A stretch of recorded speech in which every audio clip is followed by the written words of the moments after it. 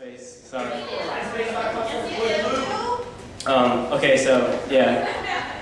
Here it goes. It's called Who I Am. I gotta sit down because my blurred visions affected my decision to be myself.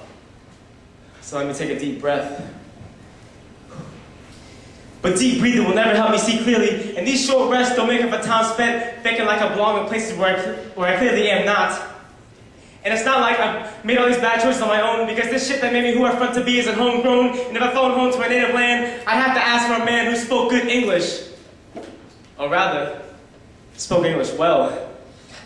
Sad, isn't it? But I didn't get this way with bad decisions made in one day. I've been lying and denying myself my entire life. And it's not like I can blame my parents for not raising me right, because they taught me how to cut my meat with the sharp side of the spoon, and the fork that I used was only to push my food and scoop it into my oversized mouth full of rice and fried fish, and I wish just one day I didn't go to school smelling like food my dad cooked the night before. And I'm looking at the floor because it's spotless from the mop this morning my mom used when I refused to take off my shoes just to get a juicy juice box out of the fridge. And my rebellion is short-lived because my dad is yelling at the short kid in front of him who he just refers to as forget. And I bet I'll forget what that word meant right after he said it, because I rejected every part of what my parents were expected to be. A hard-living mom and pop, and respected family, working 4 jobs just to keep food on the table, willing and able to give every last bit of their hard-earned dollar to make Christmas special for their oh-so-special son and daughter.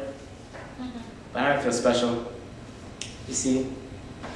I wrestled with the complexion that I saw in the reflection in the mirror after I wiped off this condensation from this frustration of trying to use Escanol and soap made from papaya to hide the fact this lack of light pigments in my skin and affected the way I live.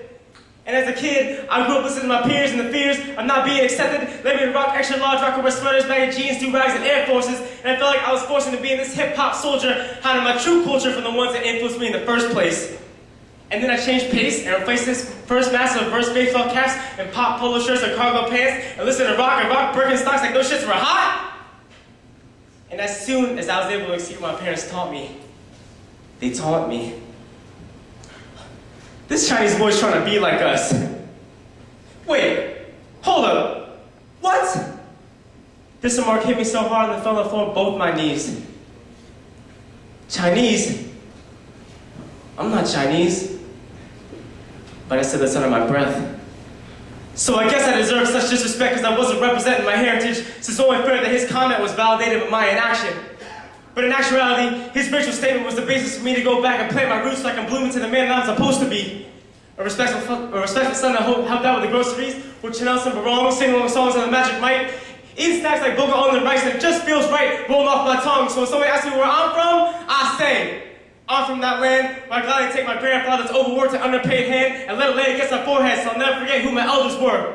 I'm from that part of earth where we got kids running around street corners, better selling pieces of our culture to foreigners, and we're poor, but we're living the best we can, working with our hands in the rice terraces, and I swear, it's the most beautiful thing I've seen in my life. So if you're gonna insult me, get it right. I am Filipino. Woo!